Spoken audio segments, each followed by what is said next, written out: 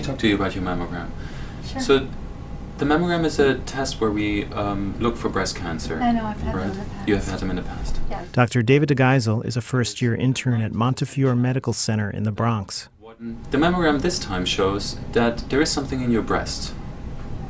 There is what in medical speak we call there's a mass in your breast.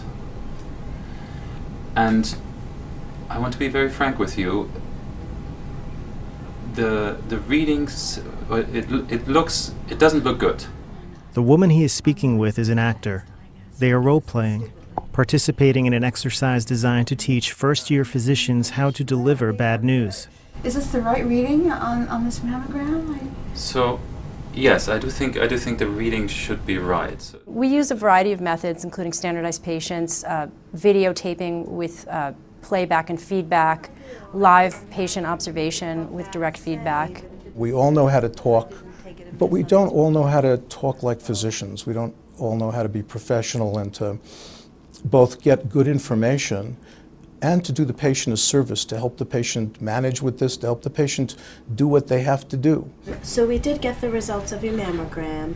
This is a bad news case of a middle-aged woman who gets a screening mammogram in the community and has to come in for a follow-up and has no idea what she's about to be told. It looks like there might be a small mass in the right breast. The focal task is, you have the mammogram results, give this lady the bad news. When the radiologist read the mammogram report, they had actually put a high probability that it could be something that looked like cancer. We've got to be comfortable with the cancer thing. Okay. But you did get, the word did come out fairly quickly, although it was couched in this something that looks like. Does that mean that it isn't, but it only looks like? Right. Whatever, I don't know what that means. It can be difficult to sort of give the bad news, but you do have to kind of step back from the patient and be able to objectively talk to them about their illness and what are the treatment options. I tell students that if they want to be in the good news business, maybe they want to do stand-up in LA because this is the bad news business. The use of standardized patients and faculty observation of people doing actual clinical work is part of a growing movement in medical teaching.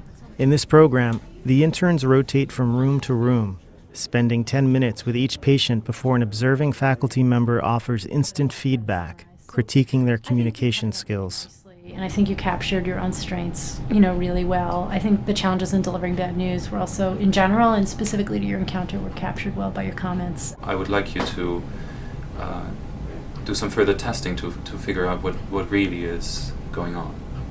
I think separating your own emotions is an interesting challenge because it probably required to a certain extent of a doctor to step back and have somewhat of an objective role in it.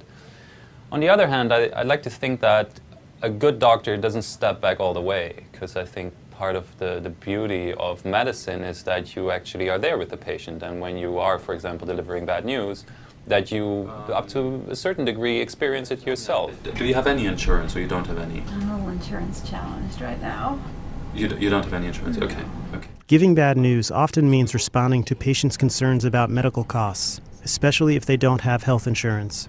We will help you out with that. We'll get our social worker involved. Interns are trained to advise patients to get help from the hospital social services department. Usually Montefiore has a sliding scale for these kind of procedures.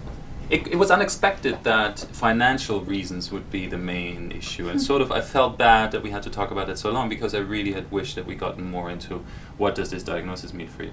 It speaks to the idea that you can't have like a preset agenda about what is going to be bad news to the patient, right? And I think that's a good lesson, for us to remember. Fortunately, we don't give that sort of bad news that often, so I think you tend to forget what you should pay attention to, and hence it sort of puts you on alert again when you have an exercise like today's, and you're probably better prepared next time you have to give bad news.